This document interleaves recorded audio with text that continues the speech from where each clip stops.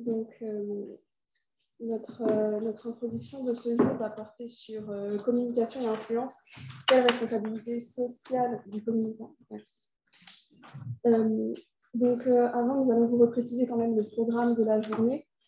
Nous voulons vous projeter, mais on a quelques petits problèmes techniques. Donc, de 9h30 à 9h45, nous allons introduire la journée avec le thème « La communication pour changer les comportements » face aux grands enjeux contemporains comme la crise sanitaire. Ça sera l'objet de ma présentation avec Elisa. Puis de 10h15 à 11h, nous aurons un entretien avec la communication des experts et des politiques, une relation sous influence, avec la participation de Pierre-Henri Cavaillot. Puis de 11h à 12h30, nous allons organiser une table ronde sur le thème « La communication moteur du changement » avec M. Florian Gambardella, Vincent Israël Jost et Mademoiselle Francesca Fena et Laura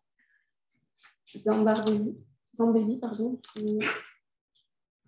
Puis de 14h à 14h30, nous aurons une rencontre avec l'artiste Marc Richet autour de son court-métrage « Absence », une opinion publique et esprit critique. De 14h30 à 15h15, la communication influence, nudge, est manipulée. Nous nous intéresserons au thème de la manipulation qui est une des critiques faites couramment à la communication avec Madame Audrey Boulard et Céline Sepena. Et enfin, de 15h15 à 16h, nous nous intéresserons au journalisme de solution. Est-ce une opportunité ou bien y a-t-il des limites? Et de 16h à 16h45, nous parlerons plutôt de la prévention et de l'éducation. Quelle perspective de changement des comportements avec Anne-Caroline Claus-Verdreau et M. Sébastien Clé et Renaud Eti. Nous conclurons vers 16h45 normalement avec une collation. Donc, sans plus de transition, je vais introduire le sujet du jour en brossant large et en voyant pourquoi on va parler aujourd'hui de la communication pour changer les comportements. Donc, changer les comportements d'une audience en communiquant, comment, pourquoi et quels sont les enjeux et les limites éthiques que comporte même cette affirmation. Lorsqu'on parle de changement de comportement, on entend le changement de l'ensemble des réactions d'individus qui sont observables dans son milieu de vie, dans des circonstances bien précises, et nous verrons l'aspect environnemental, culturel et même historique dans l'appréciation d'un comportement. Et pour la précision d'une communication, ce sont des informations cruciales. Donc, le changement de comportement va se définir par l'adoption de nouvelles pratiques de vie, de nouveaux gestes, de nouvelles considérations, mais pour en joindre à rompre avec des habitudes ancrées, des idées reçues, des peurs justifiées ou non, par des fake news souvent, tous les types d'influenceurs, nous le verrons, compris au sens large, doivent mener à un travail pédagogique de fond qui est rendu d'autant plus complexe avec la crise sanitaire que nous connaissons. Donc, pour introduire notre journée, notre prisme de lecture, ça va être vraiment la crise sanitaire qui, depuis maintenant 2 ans, a vraiment beaucoup bousculé nos comportements et nos habitudes de vie. Nous verrons quelle communication il semble. Du coup, pour une note actualité, on va se focaliser, comme on l'a dit, sur la communication en période de Covid, avec notamment le vaccin, le masque et le pass sanitaire en procès. Et du coup, est-ce qu'il y a vraiment un coupable derrière? On a beaucoup entendu les gens blâmer ces processus de préservation sanitaire. Et du coup, on va faire un petit état des lieux pour savoir du coup, ce qu'il en est réellement. Donc, lorsque le coronavirus a touché le territoire national il y a environ 2 ans, il a été accueilli par un fort scepticisme, comme vous le savez. Si certains l'ont effectivement pris au sérieux très tôt, d'autres l'ont regardé d'un mauvais œil et ne se sont pas donné la peine de s'inscrire dans une démarche de préservation. D'ailleurs, nombreux sont ceux qui, rétrospectivement, accusent encore le gouvernement de n'avoir pas su prendre des mesures plus tôt. Et cela peut s'expliquer notamment par la débâcle autour du virus H1N1 qu'il y a eu en 2019 et qui avait poussé l'ancienne ministre de la Santé, qui était alors Roselyne Bachelot, à commander 94 millions de vaccins et 1,7 milliard de masques dans un cadre préventif. Est-ce que c'est par peur de revivre une époque si glorieuse pour la France, entre guillemets, que le gouvernement a fait le dos rond pendant plusieurs mois en alternant diverses postures et stratégies de communication pour finalement décréter le port du masque obligatoire et la mise en place du pass sanitaire? Autant de revirements de la part du gouvernement qui ont été relayés en bloc par les médias et n'ont pas manqué de susciter chez nos concitoyens une vague de défiance vis-à-vis de l'autorité qui, on l'a souvent entendu de la part des plus sceptiques, dit tout et son contraire. Et du coup, ces changements qui ont été jugés dérisoires quelques mois plus tôt sont finalement passés dans monnaie courante dans notre quotidien, et après ces changements du coup ont été nécessaires à l'amélioration de notre situation.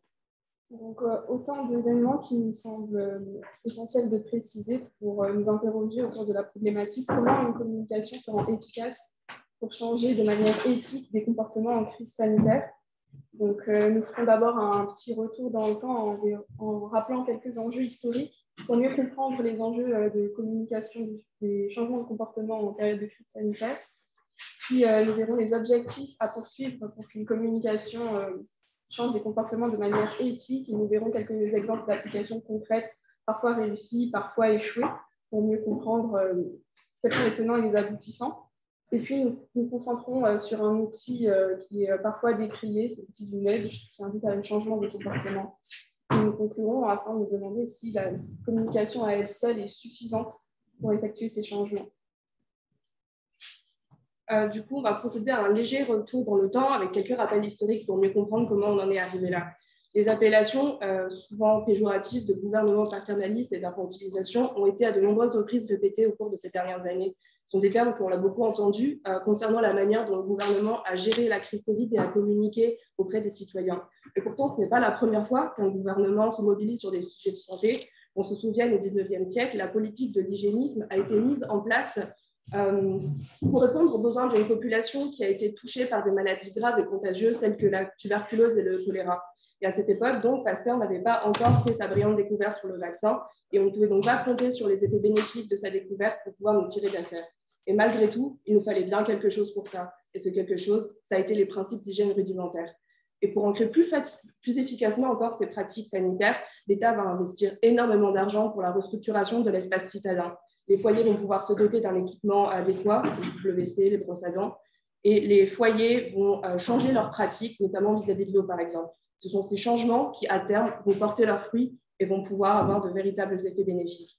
Si un tel investissement de la part de tous était nécessaire, c'est parce qu'on a entrevu que l'être humain n'est pas cet être rationnel que l'on voudrait qu'il soit et que son champ d'action à lui tout seul est fatalement limité. Non, tout ce qu'il fait ou ne fait pas ne concourt pas à son bien-être ou ne lui est pas utile. Et s'il est communément admis qu'un individu peut effectivement changer son comportement, si la motivation qui l'accompagne est assez forte, malgré ça, ça ne suffit pas forcément et c'est ce qu'on appelle l'attention behavior gap. Malheureusement, on ne peut pas vous le projeter, donc si vous avez des questions par la suite, on pourra y répondre. Il fallait du coup que quelqu'un dicte aux personnes et établisse les normes à suivre, ce qu'il fallait faire, car l'individualisme risquait plus de nuire à tous qu'il n'allait servir chacun. L'action des pouvoirs publics était donc non seulement légitime, mais en plus nécessaire pour changer les comportements et la conduite. Et pour ce faire, une alliance entre les savoirs objectifs et les savoirs stratégiques était de mise pour déterminer les outils à utiliser et leur pertinence par rapport à l'objectif donné. L'apaisement, comme le rappelait Elisa, d'une crise sanitaire comme la Covid, repose certes sur des campagnes de vaccination, mais aussi sur des changements de comportement individuels, puis des collaborations entre personnes qui, en adoptant ces changements d'attitude, permettent de réaliser et de respecter les recommandations publiques.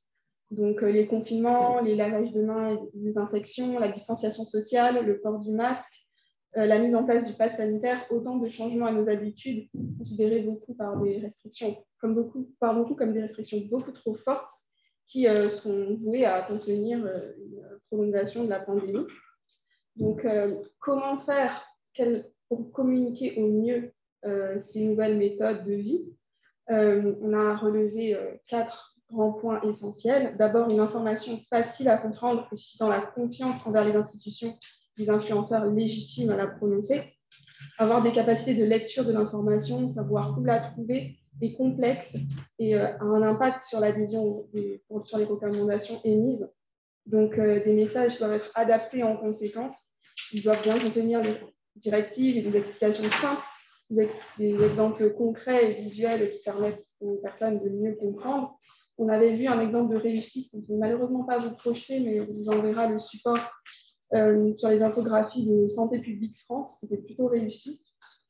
Mais un échec qu'on a pu noter, c'était sur la communication au dom-tom, parce qu'un excès de simplification qui ne prend pas en compte des sensibilités spécifiques et même des particularités socio-historiques peut être interprété, comme le disait Elisa plus tôt, comme une infantilisation.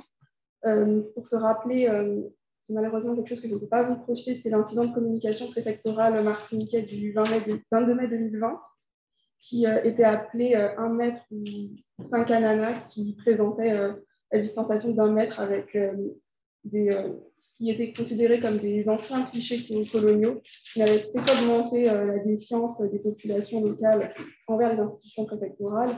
Donc, bien sûr, ça s'était soldé par les excuses du préfet à l'époque, mais ça s'est resté dans les mémoires collectives. Et donc, c'était une institution qui maintenant communique difficilement les recommandations sanitaires à la population. La confiance dans le gouvernement, plus largement, si on peut dire influenceur central, et envers certains médias aussi, est clé et primordiale. Donc, même quand ils se font les échos de consignes d'instances légitimes à y prononcer, on l'a vu comme l'OMS, ou bien des pétitions de professionnels hospitaliers ou d'autres professionnels du monde de la santé. Donc, pour favoriser la confiance, c'est-à-dire que la croyance que l'information est une bonne pratique, et puis aussi miser l'accès à une information rigoureuse provenant de sources crédibles, limiter le nombre d'influenceurs aussi qui communiquent à la population est une bonne stratégie et peut être envisagée pour maintenir un discours clair, cohérent et créer un référentiel commun. Agir graduellement, informer dès le début les populations que les rythmes et les renforcements, les allègements pourraient être modifiés en fonction des découvertes ou des avancées de l'épidémie, s'avère efficace. Un exemple de réussite, c'était la communication présidentielle des dates prévisionnelles de sortie de confinement, et puis les restrictions, les confinements par région, les levées de port du masque par région aussi, en expliquant à quelles conditions elles étaient contingentes. C'est plutôt un exemple de communication réussie. Un exemple d'échec par rapport à ce que je viens de vous expliquer, c'est plutôt la communication de l'ancienne porte-parole gouvernementale, Sibeth Ndiaye, qui expliquait en collision avec la plupart des discours hospitaliers que le port du masque n'était pas nécessaire à une certaine époque où il l'était. Et donc, cette collision entre deux instances légitimes de communication et les discours contradictoires perdait la population. Ensuite, communiquer en reconnaissance des conséquences humaines de la crise en s'adaptant à la réalité de tous, ne pas minimiser l'impact du Covid et des mesures communiquées aux populations.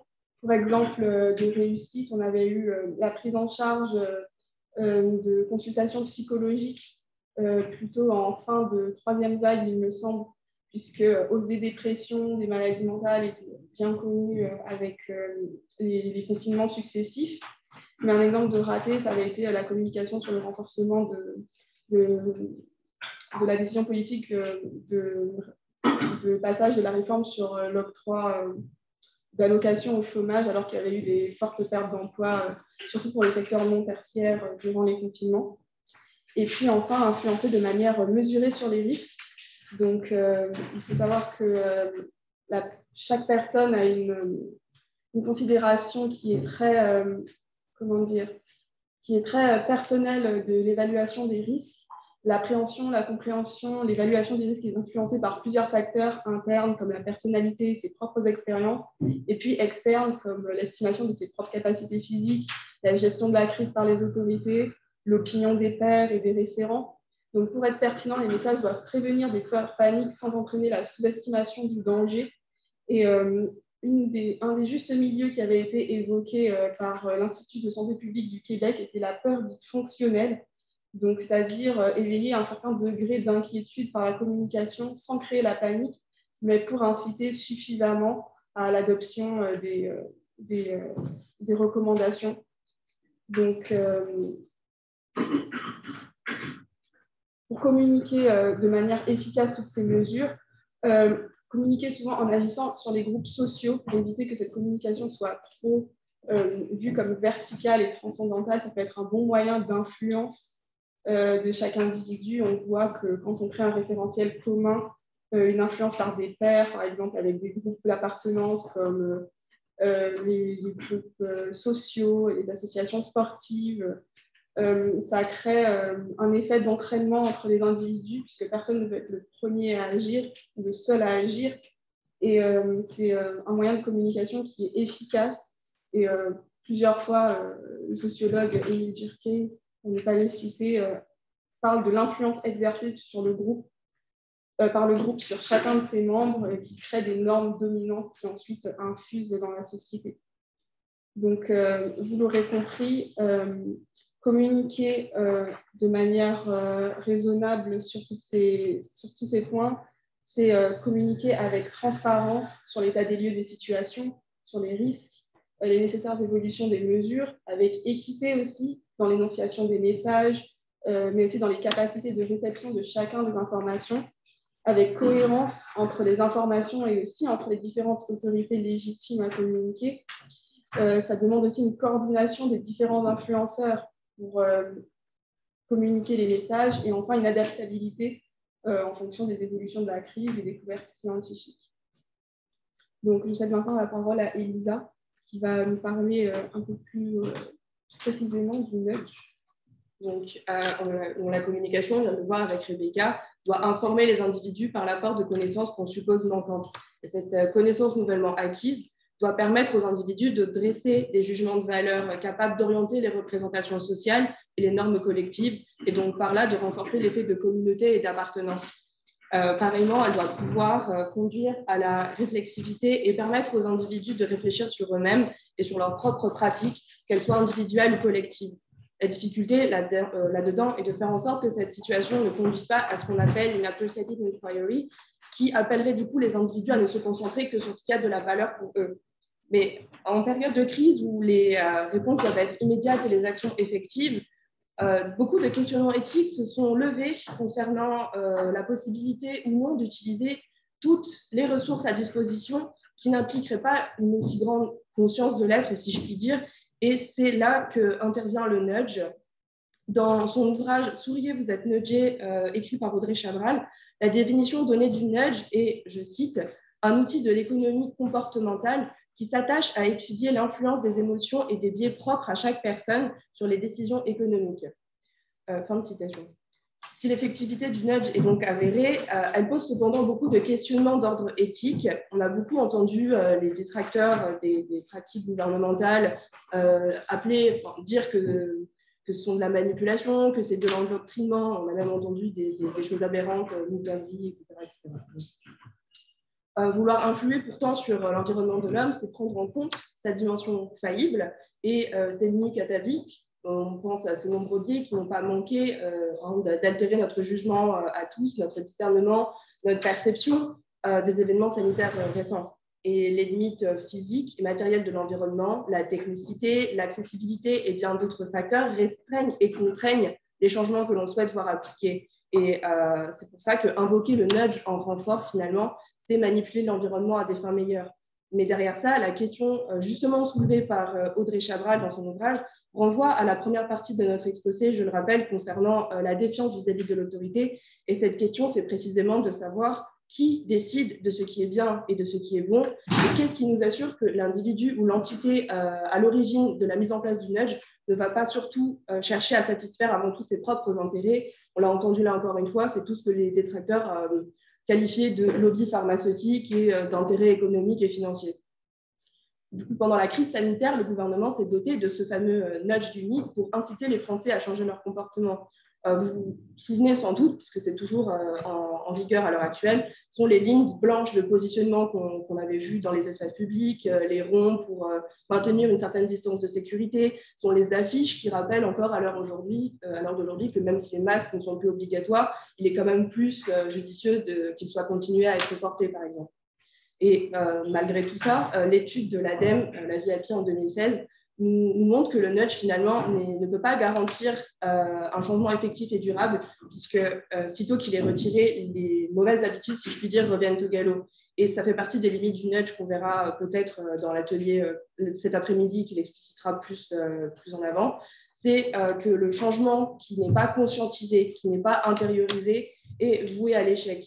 la norme intégrée et le reformatage ne sont plus opérationnels, sitôt que les gens ne voient plus ou perdent de vue l'intérêt du dit changement. Donc, en ouverture à ça, est-ce que la communication seule suffit à changer les comportements? Et sinon, quelles sont les limites de la communication? À quel point celle-ci peut-elle devenir contre-productive? Et surtout, à quel moment le devient-elle? Spoiler alerte, non. La communication seule ne suffit pas à changer les comportements.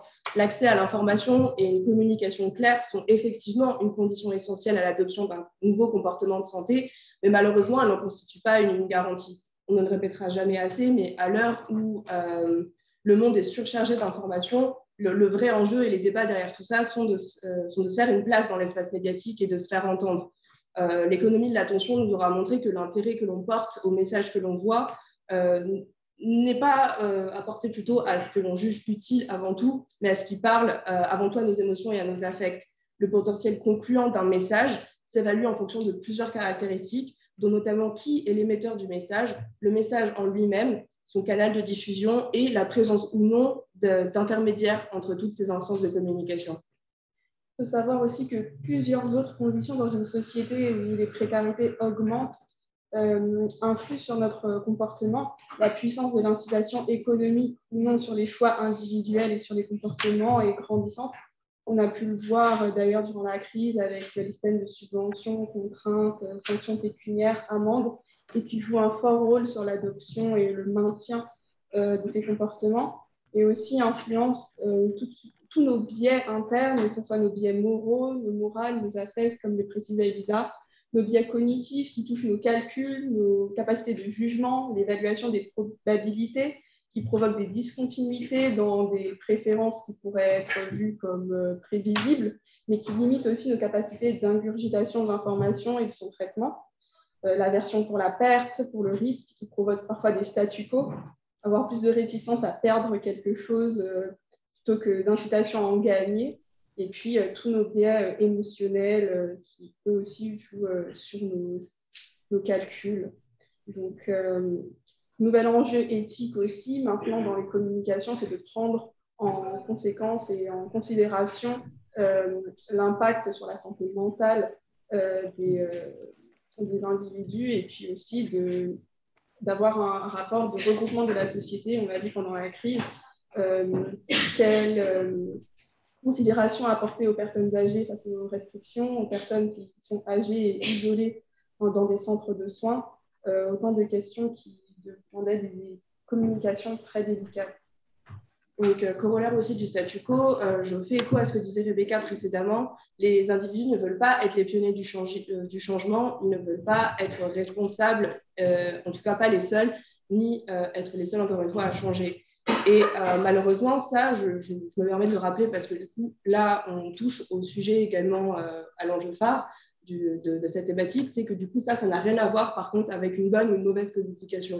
Il faudrait idéalement être en mesure de prendre soi-même ses responsabilités et de ne pas attendre que les autres acteurs autour de nous décident de changer pour changer soi-même, auquel cas on est tous voués à demeurer dans une espèce de posture d'attente qui est induite par un scepticisme plus ou moins légitime, mais dans tous les cas fortement improductif. Il faut trouver la force et le courage de briser ce cercle vicieux, et malheureusement, ce n'est pas le plus facile.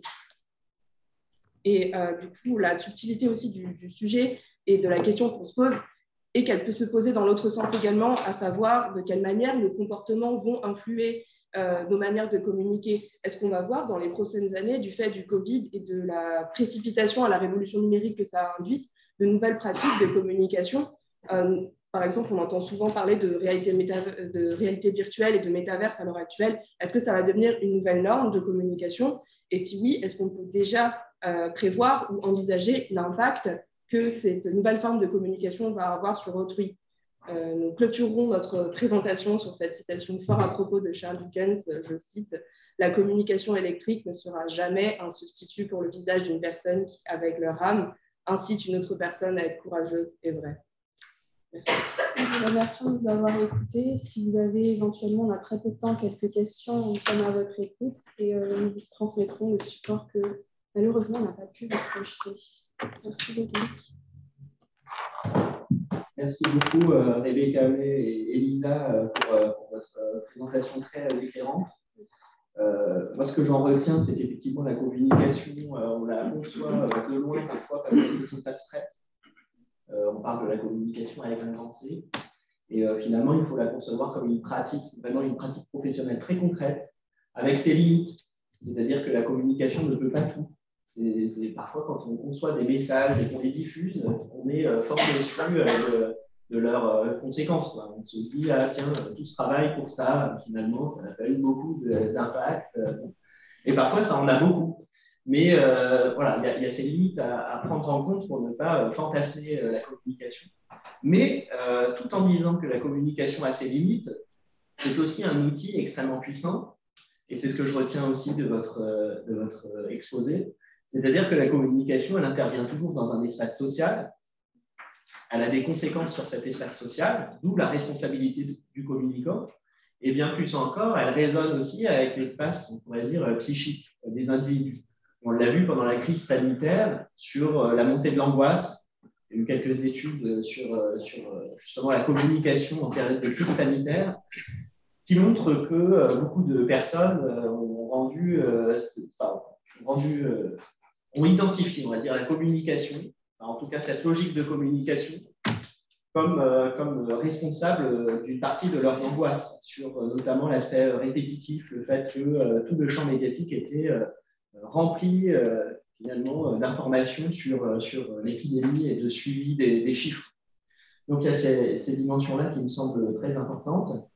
Et puis la troisième chose qui me semble aussi importante dans ce que vous avez dit, c'est de voir en quoi nos métiers, les métiers de la communication, résonnent aussi avec des questions beaucoup plus larges, des questions qui sont politiques ou des questions à portée éthique ou philosophique, et notamment sur la question du paternalisme, par exemple.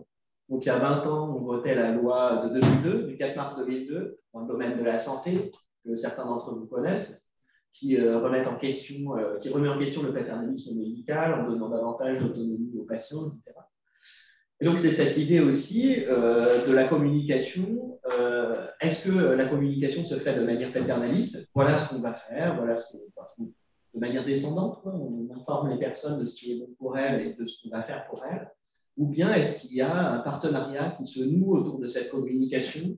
Et est-ce que la communication devient l'objet d'une autonomie possible des personnes? On leur donne les clés pour faire leur propre choix. Et ça aussi, c'est un parti pris dont il faut avoir conscience ou qu'il faut être capable de discuter. Donc, moi, j'ai retenu ces 3 points, je pense, très importants de votre présentation. N'hésitez pas à poser des questions. Moi, j'ai trouvé très très bien donc, la présentation là. Bon, je débarque complètement. Je voulais savoir qu'est-ce que ça voulait dire le neige, comment ça s'écrivait. C'est la première fois que j'entends ce terme-là. Et je ne sais même pas à quoi ça correspond. C'est juste un petit peu explicité parce qu'effectivement, c'était assez intéressant. Enfin, c'est incluant, c'est une personne. Excusez-moi. Je débarque. Si je puis me permettre, du coup, je vais répondre parce que c'est moi qui en ai parlé. Oui. Le nudge, ça se traduit, c'est un terme qui vient. Pardon, je vais vous l'appeler. N, U, D, G et E. D'accord. C'est un terme qui vient de l'anglais, c'est pour ça que ça peut paraître un peu dissonant. Ça signifie coup de pouce à la base, donc en fait, c'est tous les petits gestes implicites qu'on va mettre dans l'espace pour inciter les gens à changer les comportements. On avait tous une liste qui n'avait rien à voir avec le contexte sanitaire, mais par exemple, dans l'espace public, vous allez voir des petites traces de pas qui sont collées sur le sol et qui vont vous mener à une poubelle, par exemple. Vous inciter à jeter vos déchets dedans. Voilà, c'est ça. Et c'est une création finalement relativement récente qui est importée des États-Unis, enfin qui est importée d'ailleurs, à votre avis, ou dangereuse, parce que c'est vrai, c'est nouveau peut-être en France, mais c'est peut-être déjà existé. Alors, par rapport à la dangerosité de l'élément, du coup, ça c'est tout l'enjeu en fait qu'on y place, c'est qu'est-ce qu'on veut faire changer derrière, du coup, et comment on les utilise et les mobilise. Je sais que c'est quelque chose qui a beaucoup marché aux États-Unis, le nudge. Donc, je ne sais pas si c'est entre guillemets une création récente à proprement parler, mais j'imagine que ce sont des choses qui ont été déjà vues et déjà faites, mais après, est-ce que ça a été théorisé comme tel il y a peu? Malheureusement, ça, je ne peux pas vraiment vous dire. Après aussi, tout l'enjeu, c'est de savoir jusqu'à quel degré on incite les personnes à agir sans même qu'elles en aient conscience. Par exemple, pour prendre l'exemple des traces de pas, en aucun cas on est obligé de les suivre, mais tout naturellement on va le faire, et jusqu'à quel point on oriente des individus sans même qu'ils en aient la présence à l'esprit. Pardon, une question en face. En effet, ce marquage au sol, entre guillemets, est un excellent repère pour tous, mais je pense qu'il y a quand même une limite. S'il n'y a pas de sanction pour ceux qui transgressent, en général, ça ne marche pas. La plupart des gens suivent, comme dans le code de la route, comme dans ces marquages au sol, le SIS, souvent par inattention, on ne respecte pas. Souvent, dès qu'il n'y a pas le rappel mémorial, on ne l'applique plus. Et puis, souvent aussi, s'il n'y a pas de punition au cas où on ne respecte pas, il y a toujours un tronçon d'individus qui vont transgresser et qui dissuadent d'autres et qui peuvent créer des mini-conflits. Donc, je pense qu'il faut toujours dans la vie la carotte et le bâton. La preuve, c'est qu'il y a les amendes qui n'en pas et ainsi de suite. Là, par rapport, la remarque que vous faites par rapport au nudge renvoie à un enjeu aussi législatif qui est la conciliation de la gestion de la crise sanitaire et des outils de communication comme le nudge et la liberté d'usage de l'espace public de chacun. Donc là, ça renvoie à vraiment une manière de trancher qui est politique. C'est vraiment une décision politique. J'imagine que le nudge, c'est un peu de l'ordre du subliminal. C'est-à-dire que en fait, ça incite l'action, mais sans qu'on conscientise le fait que ça nous incite. C'est peut-être pour ça que justement, il y a une frontière avec est-ce que c'est de la manipulation.